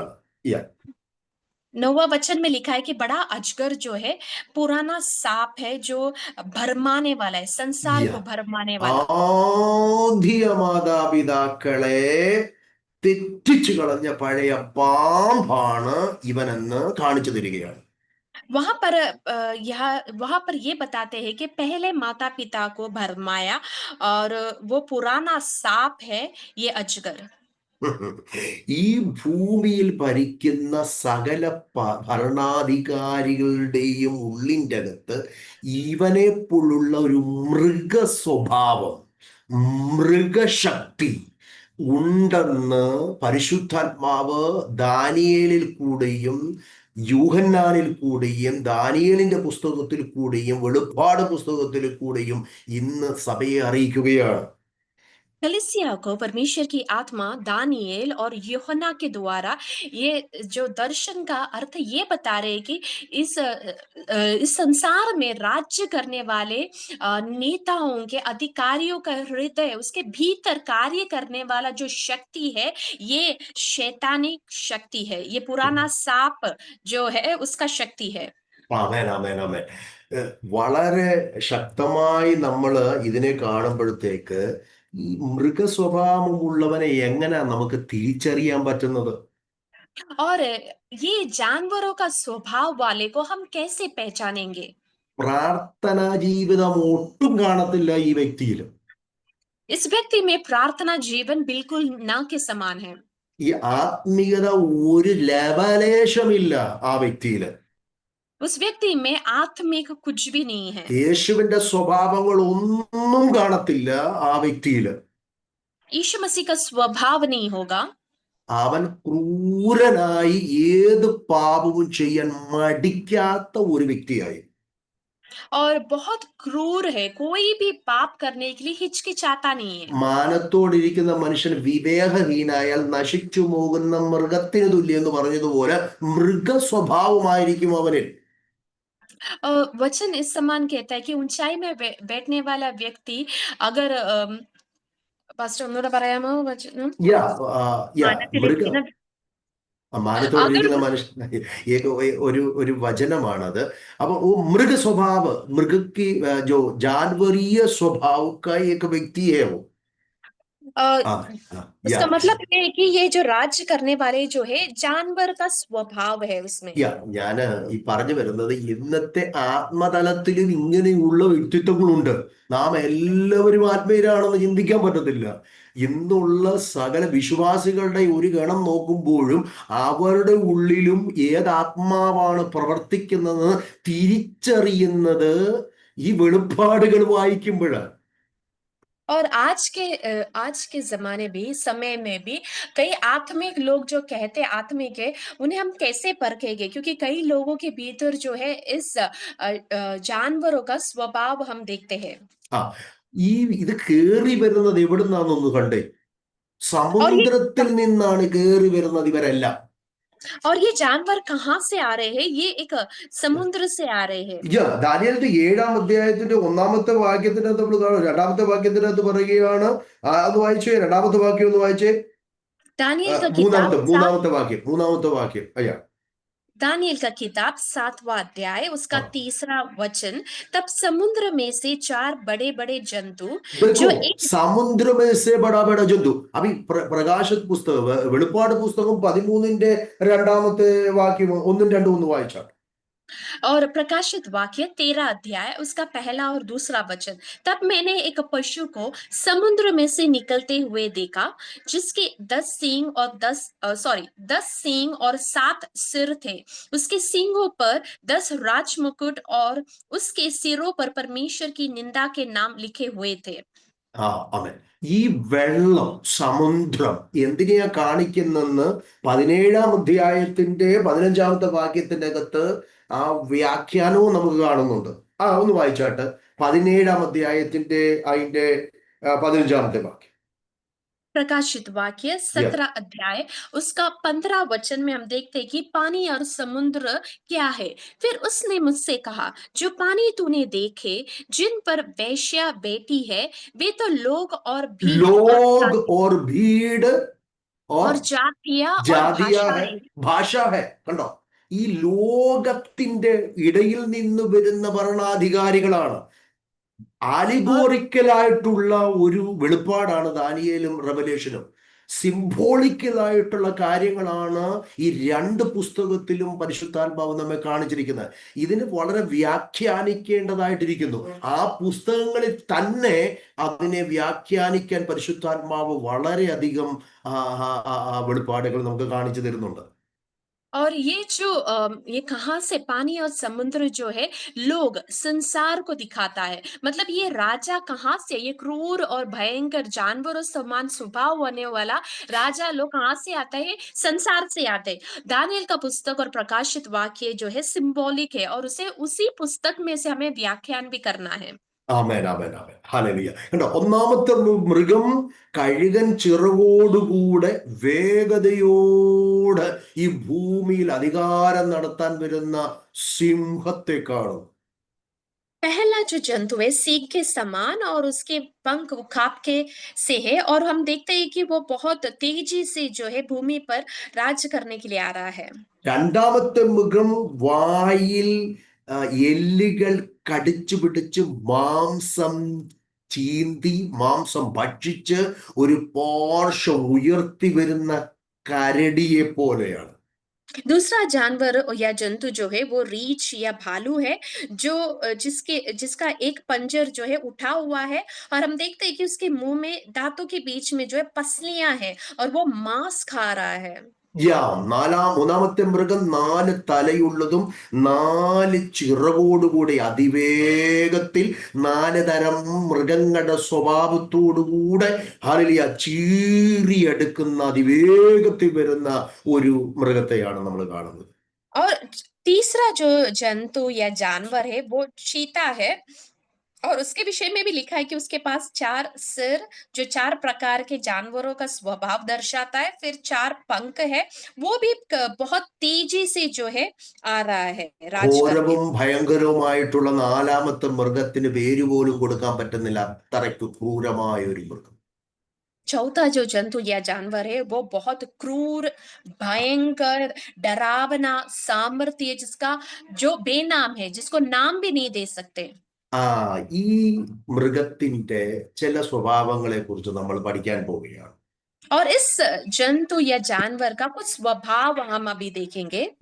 ഇതിന്റെ 7ാം അധ്യായത്തിന്റെ അവസാന വാക്യങ്ങളിലേക്ക് വരും. 7ാം അധ്യായത്തിന്റെ 7ാമത്തെ വാക്യത്തിന്റെ അവസാനത്തെ പദങ്ങളൊന്ന് വായിക്കാമോ? 7वां अध्याय का 7वां वचन का आखिर के कुछ शब्द पढ़ना चाहूंगी। वह सब पहले जंतुओं से भिन्न है और उसके 10 सींग है। ഒന്നുകൂടെ വായിച്ചു, താഴോട്ട് വായിച്ചു, 8ാമത്തെ വാക്യം കൂടെ വായിച്ചു. वह सब पहले जंतुओं से भिन्न है और उसके 10 सींग है। मैं उन सींगों को ध्यान से देख रहा था, तो क्या देखा कि उनके बीच एक और छोटा सा सींग निकला और उसके बल से उन पहले सींगों में से 3 उखाड़े गए। फिर मैंने देखा कि इस सींग में मनुष्य की सी आंखें और बड़ा बोल बोलने वाला मुंह भी था। ഇവിടെ ഒരു വേറൊരു മൃഗത്തെ കുറിച്ച് കാണിക്കുകയാണ്. और यहाँ पर एक और मृग या जानवर जंतु को देखते हैं। ഇവിടെ 4ാമത്തെ മൃഗം ഒരു 10 കൊമ്പുള്ള ഒരു മൃഗമാണ്. चौथा जो जंतु है उसके सिर में 10 सींग है। അതിന്റെ ഇടയിൽ കൂടി ഒരു ചെറിയ കൊമ്പ് വളർന്നു വരികയാണ്. और उसके बीच में से एक छोटा सा सींग അത് निकला। മനുഷ്യന്റേതുപോലുള്ള മുഖം, കണ്ണുകള്, മൂക്കുകളൊക്കെ ഉള്ള ഒരു മൃഗം. और वो जो जंतु का जो चेहरा है वो मनुष्य की सी आंखें, नाक वगैरह है। ഇതിനെ കുറിച്ചുള്ള ഒരു ചെറിയൊരു പഠനം ഞാൻ ചെയ്യുകയാണ്. ഇത് ആദ്യത്തെ നെബൂഖദ്നേസറിന്റെ സ്വപ്നം 2ാം അധ്യായത്തിലും ദാനിയേലിന്റെ പ്രവചനം 7ാം അധ്യായത്തിലും, അപ്പോൾ തന്നെ വെളിപ്പാട് പുസ്തകം 13ാം അധ്യായത്തിലും നമ്മൾ കാണാൻ പോവുകയാണ്. और ये जो छोटा सींग है ना, उसके विषय में हम देखने जा रहे हैं, जो दानियल के पुस्तक 2:7 और प्रकाशित वाक्य 12 में हमने देखा। अभी देखो, ദാനിയേൽ പ്രവചനത്തിന്റെ 2ാം അധ്യായത്തിന്റെ അവിടേക്ക് വരുമ്പോൾ ഈ കാലുകൾക്ക് ഏകദം താഴെയായിട്ട് ലോക്കൺ കൊണ്ടാണ്, ഇരുമ്പ് കൊണ്ടും കളിമണ്ണും കൊണ്ട് നിർമ്മിച്ചതാണ് ആ പാദങ്ങൾ. दानिएल का किताब दूसरा अध्याय उसका 34 वचन में लिखा है कि उसके पाँव में जो है लोहे और मिट्टी के से थे. ആ അപ്പോൾ ആ രണ്ട് പാദങ്ങളിൽ 10 വിരലുകളാണ്, 10 വിരലുകൾ. और दोनों पाँवों में जो 10 उंगलियां हैं. 7-ാം അധ്യായത്തിൽ കണ്ട ഘോര മൃഗത്തിന് 10 കൊമ്പുകളാണ്. और 7वां अध्याय में जो हम जंतु देखा उसको 10 सींग है. വെളിപ്പാട് പുസ്തകം 13-ാം അധ്യായത്തിന്റെ അകത്ത് നമ്മൾ വായിക്കുമ്പോഴത്തേക്ക് അതിന്റെ 1-ാമത്തെ വാക്യത്തിന്റെ അകത്ത് വായിക്കുമ്പോഴത്തേക്ക് അവിടെയും ഇതുപോലത്തെ കാര്യമാണ് നമ്മൾ കാണുന്നത്. ആ 13-ാം അധ്യായം ഒന്നെടുത്തേ. और उसी समान जो है एक जंतु को हम प्रकाशित वाक्य 13 अध्याय उसका पहला वचन में देखते हैं. तब मैंने एक पशु को समुद्र में से निकलते हुए देखा जिसके 10 सींग और 7 सिर थे. उसके सींगों पर 10 राज मुकुट और उसके सिरों पर परमेश्वर की निंदा के नाम लिखे हुए थे. വായിച്ചു കണ്ടോ? നമ്മൾ ഈ കണ്ട മൃഗങ്ങളെ പോലെ തന്നെയുള്ള സ്വഭാവങ്ങൾ മൃഗമാണ്. ആ മൃഗത്തോട് ചേർന്നുള്ള ഇടകലർന്ന ഒരു മൃഗത്തെയായി കാണുന്നത്. വായിച്ചു. जो पशु मैंने देखा वो चीते के समान था. मैं जो बोला है आपने बोला? नहीं पास्टर. ഈ 13-ന്റെ 2-ാം വാക്യത്തിൽ നമ്മൾ വായിക്കുന്നത് ഈ 7-ാം അധ്യായത്തിൽ നമ്മൾ കണ്ട 4 മൃഗങ്ങളുടെ സ്വഭാവത്തിലുള്ള മൃഗത്തെയാണ്. കണ്ടോ? दानियल की किताब में 7वां अध्याय में जो पशु या जानवर देखा उसका स्वभाव के अनुसार ही प्रकाशित वाक्य 13 अध्याय में जो है पशु के विषय में हम देखते हैं. अभी पढ़ो तभी आपको मालूम पड़ेगा. 13-ന്റെ 2-ാമത്തെ വാക്യം. प्रकाशित वाक्य 13 अध्याय उसका दूसरा वचन. जो पशु मैंने देखा वो चीते के समान था. उसके पाँव भालू के से और उसके मुंह सींग का सा था. उस अजगर ने अपनी सामर्थ और अपना सिंहासन और बड़ा अधिकार उसे दे दिया. मैंने उसके ഓക്കെ. അവിടെ കണ്ടോ ഓരോ മൃഗത്തെ കുറിച്ചും. അത് അവിടെ നമ്മൾ സിംഹത്തെ കാണുന്നവന്റെ മുഖം കണ്ടോ? അതിന്റെ മുഖം കണ്ടോ? സിംഹത്തിന്റെ പോലുള്ള മുഖം, പുള്ളിപ്പുലിക്ക് സാദൃശ്യമായിട്ടുള്ള മൃഗം, കരടിയുടെ കാല്, വായ സിംഹം. കണ്ടോ? ഈ എല്ലാ ഗുണവിശേഷങ്ങളും ആ മൃഗത്തിലുമുണ്ട്. जो हमने पहले दानियल की किताब 7 में देखा जानवर, वो उसकी विशेषता है जो इस पशु में भी है, जो प्रकाशित वाक्य 13 अध्याय का दूसरा वचन में पढ़ा. सिंह, भालू का सा पाँव और सिंह का मुंह सब यहाँ सेम है. चीता, भालू का पाँव चीता का समान, उडल चीतയുടെ കേട്ടോ?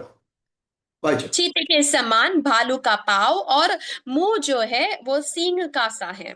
അപ്പോൾ ഇതിന്റെ മുകളിൽ കണ്ടോ 7 തലയും 10 രാജമുടിയുമുണ്ട്. 7 सिर और उस सिंहों पर 10 राजमुकुट है. 10 കൊമ്പും 7 തലയും പിന്നെ 10 രാജമുടി.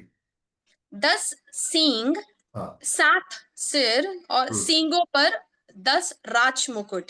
ये इसमें हम ये बात समझ पा रहा है. दानियल ने देखा वाला बाबिलोनिया और मध्य पर्शियन और ഗ്രീഷ്യൻ ആൻഡ് റോമൻ കിങ്ഡം, ഈ 4 സാമ്രാജ്യങ്ങളുടെയും അതുപോലുള്ള വ്യാഖ്യാനം ഈ 13-ാം അധ്യായത്തിന്റെ അകത്തും യോഹന്നാൻ കാണുകയാണ്. इसका मतलब ये है कि दानियल ने जो स्वप्न में देखा, जो बेबीलोन, मादी, फारस, यूनानी, रोमी साम्राज्य, वही व्याख्यान के साथ जो जंतु या पशु है प्रकाशित वाक्य 13 अध्याय का पहले दूसरा वचन में बताया है. നെബൂഖദ്നേസറിന്റെ സ്വപ്നത്തിലെ കാൽപാദത്തിലെ 10 വിരലുകൾ, नेबुकदनेस्सर राजा के स्वप्न में जो मूर्ति देखा था उसके पाँव में जो 10 उंगलियां थे.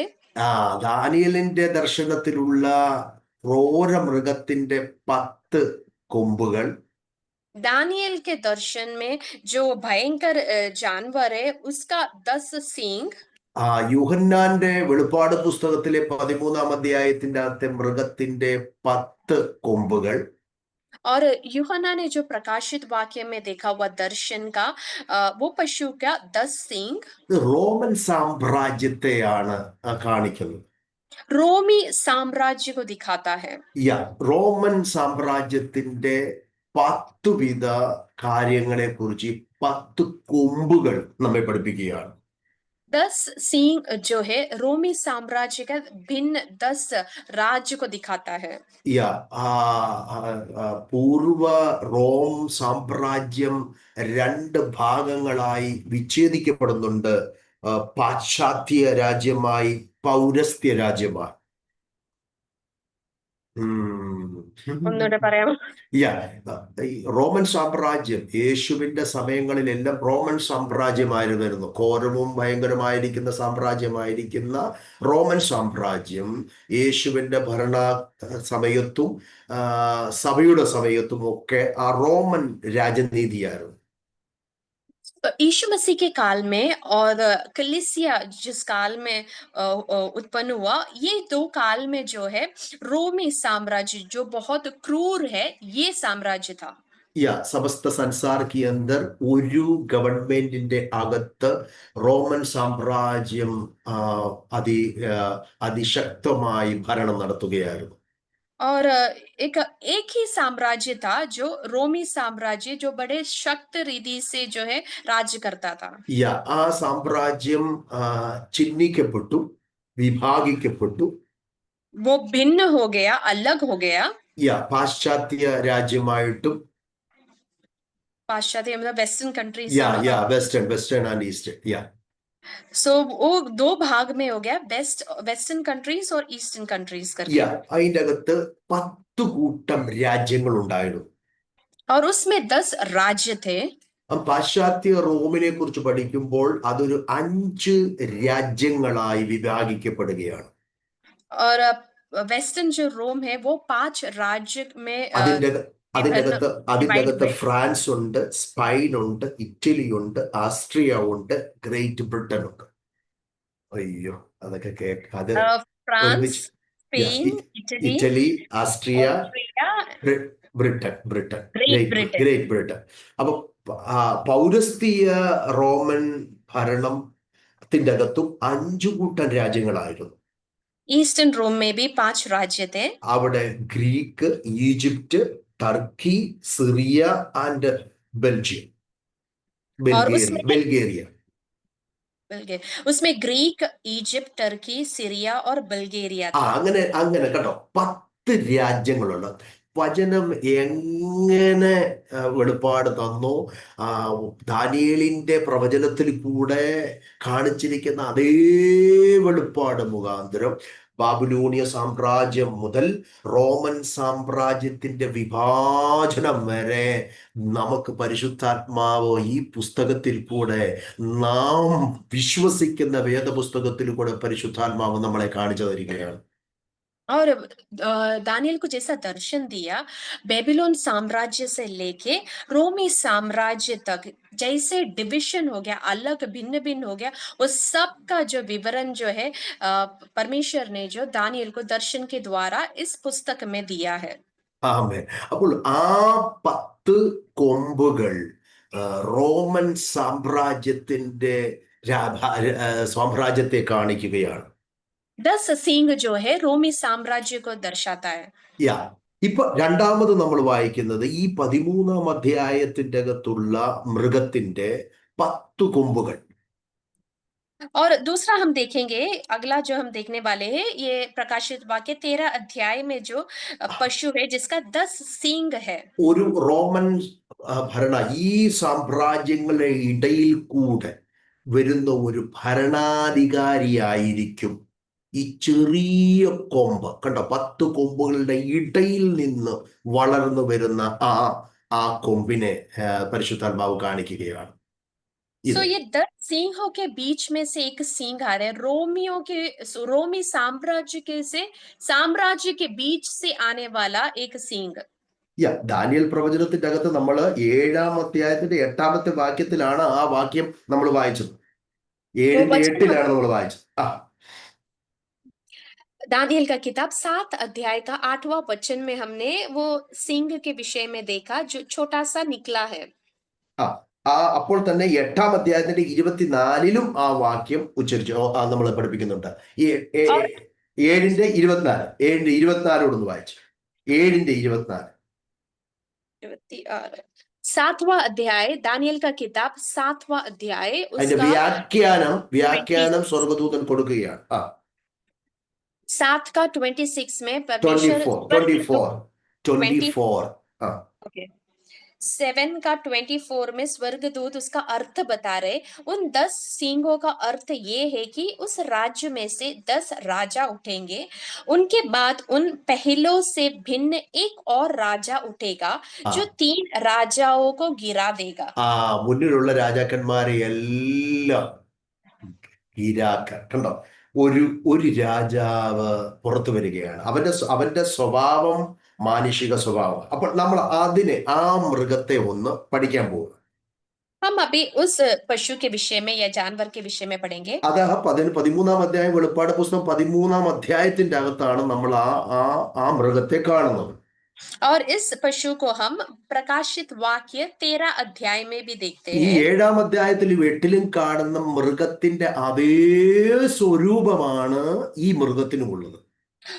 दानियल का किताब 7-8 में जो पशु दिखाया उसका ही स्वरूप प्रकाशित वाक्य 13 अध्याय में हम ദാനിയേൽ പ്രവചനം 7-ൽ കാണുന്ന മൃഗങ്ങൾ കയറി വന്നത് സമുദ്രത്തിൽ നിന്നാണ്. അതുപോലെ തന്നെ दानियल की किताब में 7वां अध्याय में जो जंतु पशु आए वो समुद्र में से उसी അതുപോലെ തന്നെയാണ് 13-ാം അധ്യായത്തിന്റെ അകത്തുള്ള മൃഗവും കയറി വരുന്ന സമുദ്രത്തിൽ നിന്നാണ്. और उसी समान जो है प्रकाशित वाक्य 13 अध्याय के जो पशु है वो समुद्र में से निकल आता है. കണ്ടോ, 7-ാം അധ്യായത്തിന്റെ അകത്തെ ആദ്യത്തിന്റെ മൃഗം സിംഹമായിരുന്നു. ഈ 13-ാം അധ്യായത്തിന്റെ അകത്തെ മൃഗത്തിന്റെ വായ് സിംഹത്തിന്റെ വാവാണ്. और दानियल का किताब 7 अध्याय में हम देखते हैं कि पहला पशु जो है सिंह है. उसी समान प्रकाशित वाक्य 13 अध्याय के जो पशु है उसका मुंह जो है सिंह का सा है, सिंह के सा है. ദാനിയേലിന്റെ പുസ്തകം 7-ാം അധ്യായത്തിന്റെ അകത്ത് 2-ാമത്തെ മൃഗം കരടിയായിരുന്നു. അപ്പോ അത് 13-ാം അധ്യായത്തിലെ മൃഗത്തിന്റെ കാല് കണ്ടോ, കരടിക്ക് തുല്യമായ കാല്.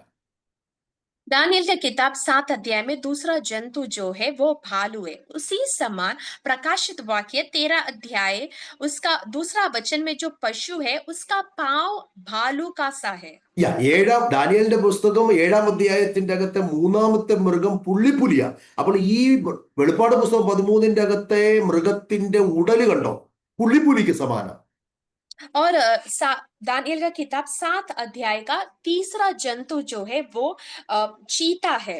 और उसी समान जो है प्रकाशित वाक्य 13 अध्याय का जो पशु है उसको जब देखते हैं तो वो चीते के समान है. 7-ാം അധ്യായത്തിന്റെ അകത്ത് ദാനിയേൽ പ്രവചനം 4-ാമത്തെ മൃഗത്തിന് 10 കൊമ്പുണ്ട്. അപ്പൊ ഈ 13-ാം അധ്യായം വെളിപ്പാടിന്റെ അകത്ത് നമ്മൾ കാണുന്നത് ഈ മൃഗത്തിനും 10 കൊമ്പ്. दानियल का किताब 7 अध्याय का चौथा जंतु जो भयंकर जो जानवर है उसको 10 सींग है. उसी समान प्रकाशित वाक्य 13 अध्याय का पशु को भी 10 सींग है. ഇതെന്തുവാ നമ്മളെ കാണിക്കുന്നത്, ഇതെന്തുവാ നമ്മളെ മനസ്സിലാക്കുന്നത്? ये क्या दिखाता है, इसका मतलब क्या है? ഞാൻ പറഞ്ഞു, ഒരു മൃഗഭരണമായിരുന്നു നാം കണ്ടത്. ബാബിലോണിയ, മിഡോ പേർഷ്യൻ, യവന, റോമ ഭരണങ്ങളെല്ലാം ഒരു മൃഗഭരണമായിരുന്നു. इसका अर्थ ये है कि जितना भी राज्य साम्राज्य हमने देखा वो जानवरों का राज्य था, जैसे बेबीलोन, मादी, फारस, यूनानी, रोमी. ഒരു മൃഗതുല്യമായിട്ടുള്ള സ്വഭാവത്തിൽ ഇന്നത്തെയും ആധുനിക യുഗത്തിലും നടക്കുന്ന ഭരണങ്ങളെല്ലാം കൺട്രോൾ ചെയ്യുന്നത് ഒരു മൃഗതുല്യമായ ശക്തിയാണെന്നാണ് ഈ വിവരണം നമുക്ക് തരുന്നത്. उस समय का साम्राज्य और आधुनिक आज के काल का जो साम्राज्य भी जो है उसे कंट्रोल नियंत्रण करने वाला जानवरों का सरीका का एक शक्ति है.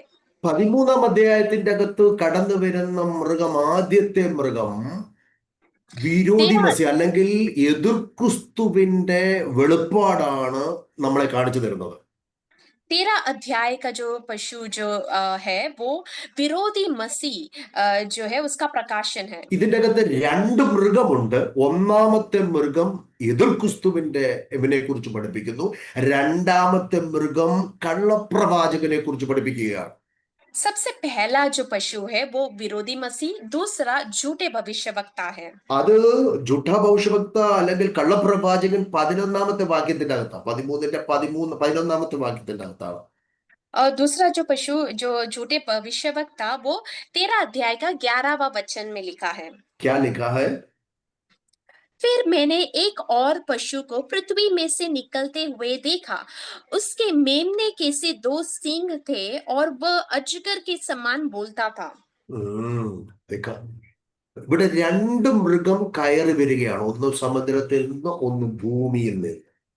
यहाँ पर 2 पशुएं जो है निकल के आ रहे हैं. सबसे पहला जो है वो समुद्र से है, दूसरा जो है पृथ्वी पर भूमि ഞാൻ में से പറഞ്ഞു, है. സിംഹത്തിന്റെ ആ ശക്തി, കരടിയുടെ ശക്തി, പുള്ളിപ്പുലിയുടെ ശക്തി, ഘോരവും ഭയങ്കരവുമായ മൃഗത്തിന്റെ ശക്തിയുള്ള അതേ പകർപ്പോടുകൂടി ഇതാ റോമാ സാമ്രാജ്യത്തിന്റെ ഇടയിൽ കൂടെ കടന്നു വരുന്ന ഒരു പുതിയ ഭരണാധികാരിയെ കുറിച്ചുള്ള വെളിപ്പാടാണ് 13-ാം അധ്യായത്തിന്റെ 1 മുതൽ 10 വരെയുള്ള വാക്യങ്ങളിൽ പരിശുദ്ധാത്മാവ് നമ്മൾ വ്യാഖ്യാനിച്ചു തരുന്നത്. और सिंह का जो सिंह और भालू, चीता और भयंकर जानवर, उसके सींग में से एक सींग जो ജോ हमने देखा അതിന്റെ പകർപ്പോടുകൂടി വരുന്ന ഒരു ഭരണാധികാരിയായിരിക്കും എതിർ ക്രിസ്തു. അത് उसके റോമൻ സാമ്രാജ്യത്തിന്റെ ഇടയിൽ കൂടെ മുളച്ചു വരുന്ന ഒരു രാഷ്ട്ര നേതാവായിരിക്കുമെന്നാണ് പരിശുദ്ധാത്മാവ് ഈ വചനത്തിൽ കൂടെ നമ്മളെ പഠിപ്പിച്ചു തരുന്നത്. तो पवित्र आत्मा 13 अध्याय का पहले से 10 में ये सिखा रहे कि रोमी साम्राज्य में से जो निकल के आएगा वो एक ऐसा राष्ट्रीय नेता है जो जानवरों सरीका स्वभाव का है. तो हमने 4 നാലാമത്തെ മൃഗം ഘോരവും ഭയങ്കരമായ ഒരു മൃഗമായിരുന്നു. അത് റോമൻ സാമ്രാജ്യമാണ്. चौथा जो जंतु देखा वो घोर भयंकर भयानक जो जानवर है वो ഒരു रोमी ഒരു साम्राज्य. പേര് കൊടുക്കാൻ പറ്റില്ല, അത്ര ക്രൂരമായിരിക്കുന്ന ഒരു മൃഗം. ആ ദാനിയേൽ തന്റെ ജീവിതത്തിൽ കണ്ടിട്ടില്ല അങ്ങനത്തെ ഒരു മൃഗത്തെ. और दानियल ने ये जो जानवर बेनाम जानवर है उसने अपनी जिंदगी में कभी नहीं देखा. वो एक भयंकर भयानक जानवर है. ആ ആ ആ മൃഗത്തിന്റെ ഇടയിൽ, ആ കൊമ്പുകളുടെ ഇടയിൽ നിന്ന് വരുന്ന ഒരു ഒരു കൊമ്പ്, वो അതാണ് सींग എതിർ ക്രിസ്തു. वो सींग के बीच में से आने वाला सींग है विरोधी मसीह. അതുകൊണ്ടാണ് പറയുന്നത് റോമൻ സാമ്രാജ്യത്തിന്റെ ഒരു പുതിയ പകർപ്പായിട്ട് ഇനിയും ഉത്ഭവിക്കാൻ പോകുന്ന ഒരു വലിയ രാഷ്ട്രം, ഒരു വ്യക്തിയിൽ കൂടെ ഈ ഭൂലോകത്തിലേക്ക് വരാൻ പോകുന്നു എന്ന് ആ വചനം നമ്മെ പഠിപ്പിച്ചു തരികയാണ്. वो वचन ये सिखा रहा है कि रोमी साम्राज्य में से एक राज्य आएगा. वो एक व्यक्ति के द्वारा आएगा. നമ്മളിപ്പോ യൂറോപ്യൻ യൂണിയനെ കുറിച്ച് കണ്ടു. ഈ 10 രാജ്യങ്ങൾ ഏകീഭവിച്ചുണ്ടായിരിക്കുന്ന യൂറോപ്യൻ യൂണിയൻ, അപ്പോൾ യൂറോ ഇത് ഈ ഭൂമിയുടെ ആ വിരോധി അല്ലെങ്കിൽ എതിർ ക്രിസ്തുവിന്റെ വരവിന് വേണ്ടി ലോകം തന്നെ ഒരുങ്ങിക്കൊണ്ടിരിക്കുകയാണ്. ഭരണാധികാരികൾ തന്നെ ഒരുങ്ങിക്കൊണ്ടിരിക്കുകയാണ്. രാഷ്ട്രീയത്തിൽ നടക്കുന്ന സകല സംഭവങ്ങളും ഇത് നമ്മളെ വിളിച്ചറിയിക്കുകയാണ്. ഇപ്പോൾ നടക്കുന്ന സകല യുദ്ധങ്ങളും അവന്റെ വരവിന് വേണ്ടിയുള്ള ഒരു വെളിപ്പാടാണെന്നാണ് പരിശുദ്ധാത്മാവ് നമ്മളെ അറിയിക്കുന്നത്. पवित्र आत्मा हमें ये बता रहे हैं कि अभी जो संसार में चल रहा है, युद्ध हो, ये सब जो है विरोधी मसीह का आगमन का तैयारी के विषय में बता रहे हैं। जैसे कि यूरोपियन यूनियन जो है 10 राज्यों को मिलकर बनाया गया है। ഈ രാജ്യങ്ങളെല്ലാം കൂടെ ചേർന്ന് യൂണിറ്റിയിൽ വന്നിട്ട് അവരുടെ ഇടയിൽ നിന്നൊരു നേതാവ് ഉത്ഭവിക്കാൻ പോകും. सो ये राज्य सब जो है एक साथ मिलकर आएंगे और उनके बीच में से एक नेता उठेगा അവനാണ് എതിർ ക്രിസ്തുവായിട്ട് അവരോധനം ചെയ്യാൻ പോകുന്നത്. और वो जो है विरोधी मसीह बनकर जो है सामने आएगा. ആ, ഇവന്റെ ഇവന്റെ ഒരു പ്രത്യേകതയെ കുറിച്ച് ദാനിയേൽ നമ്മെ പഠിപ്പിക്കുന്നുണ്ട്. അപ്പോൾ വെളിപ്പാട് പുസ്തകം പഠിപ്പിക്കുന്നുണ്ട്. सो इसका एक खासियत दानियल और प्रकाशित वाक्य में बताया है. ആ അപ്പൊ ഒന്ന് വായിക്കണം. 7:25 ഒന്ന് വായിക്കണം. 7-ാം അധ്യായത്തിന്റെ 25-ാമത്തെ വാക്യം ഒന്ന് വായിക്കണം. ദാനിയേൽ പ്രവചനം.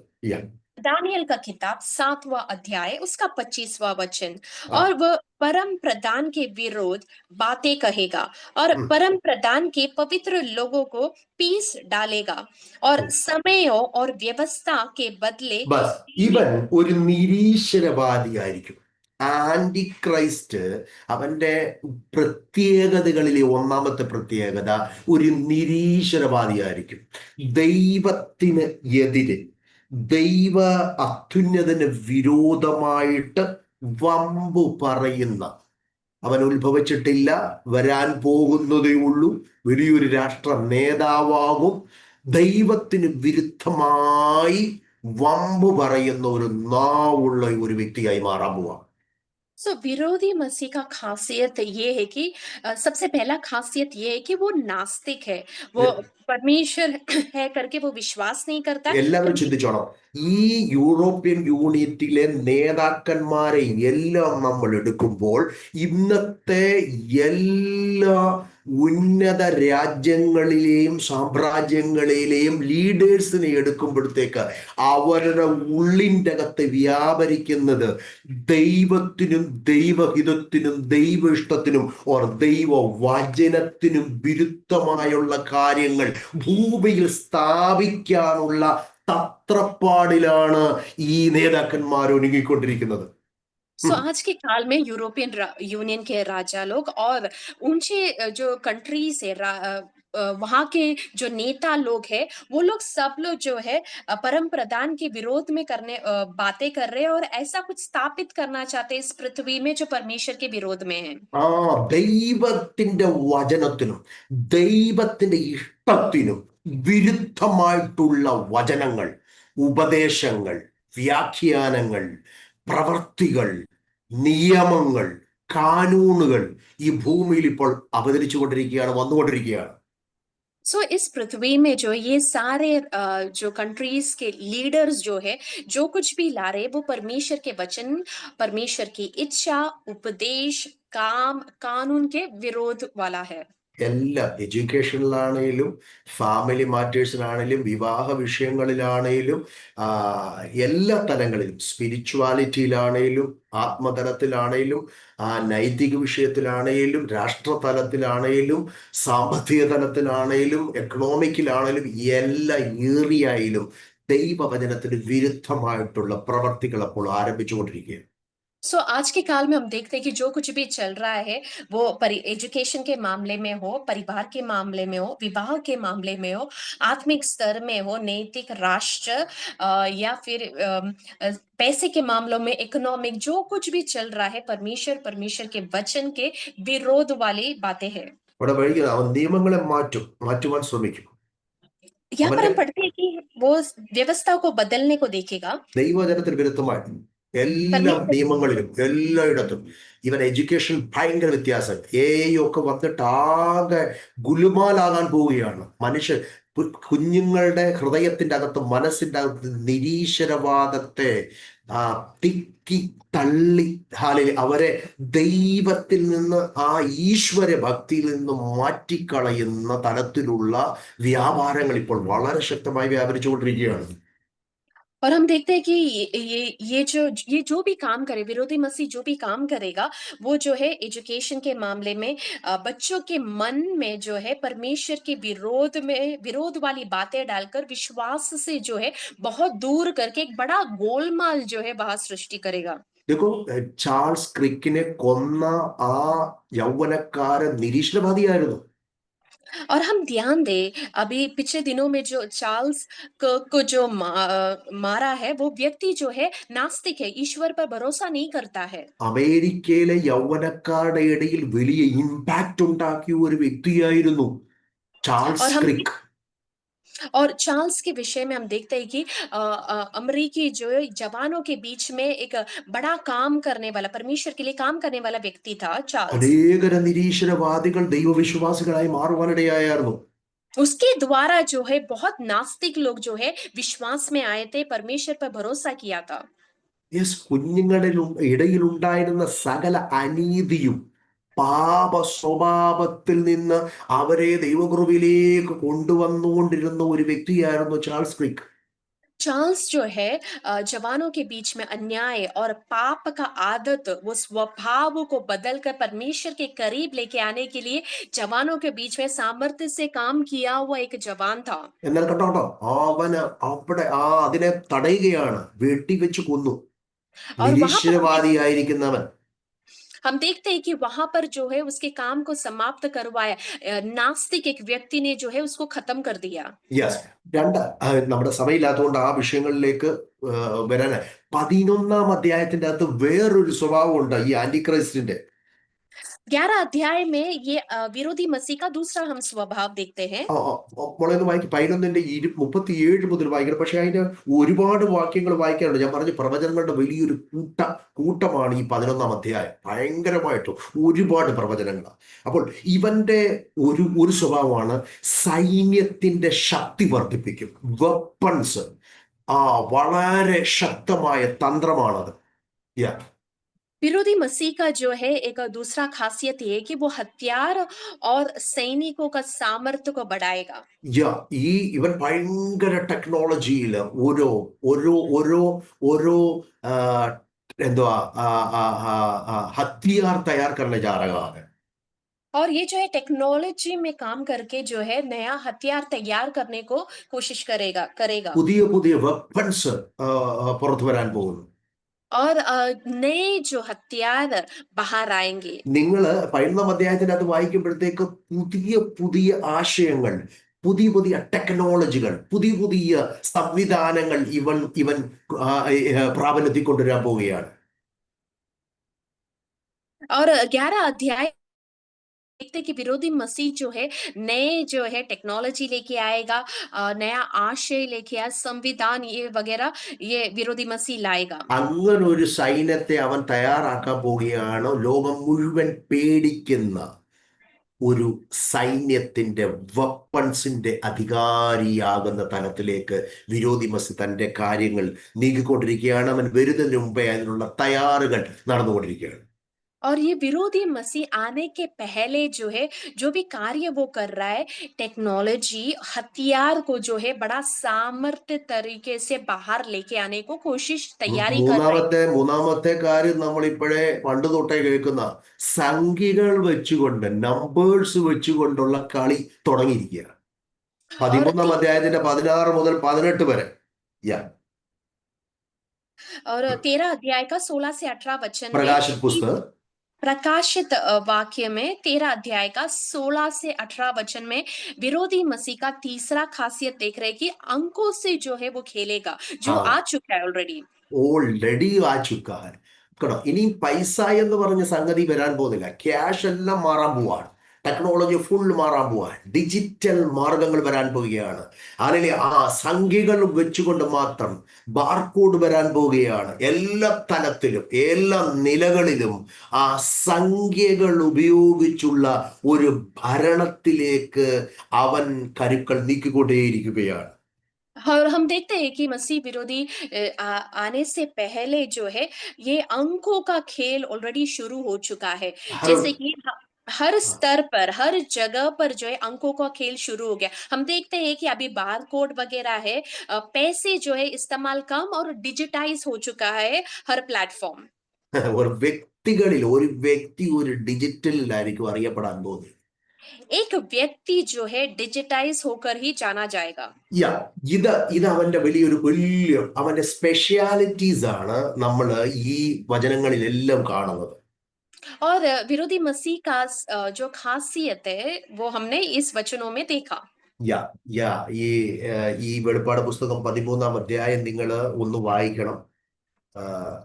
യാ प्रकाशित वाक्य 13 अध्याय जो है आप लोग पढ़ना है। 17-ാമത്തെ അധ്യായം 18-ാമത്തെ അധ്യായം വായിക്കണം. 17-18 अध्याय भी पढ़ना है। ഇതിന്റെ അകത്തെല്ലാം കൂടെ നമ്മൾ വളരെ വിശദമായിട്ടുള്ള പഠനങ്ങൾ അടുത്തുള്ള ദിവസങ്ങളിൽ നമ്മൾ ചെയ്യാൻ പോവുകയാണ്.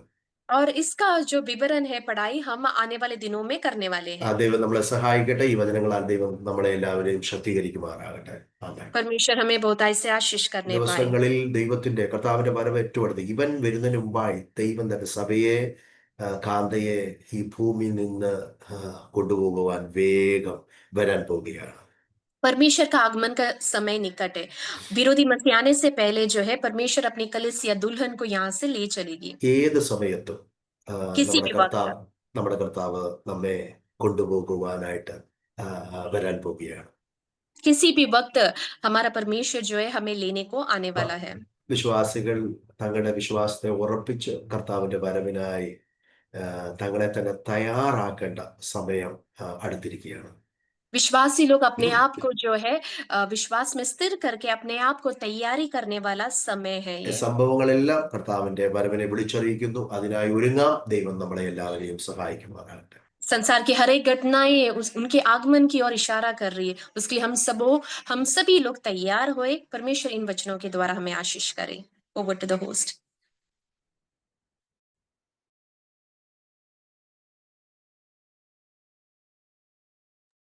थैंक यू पास्टर जी, प्रभु आपको बहुत आशीष दे।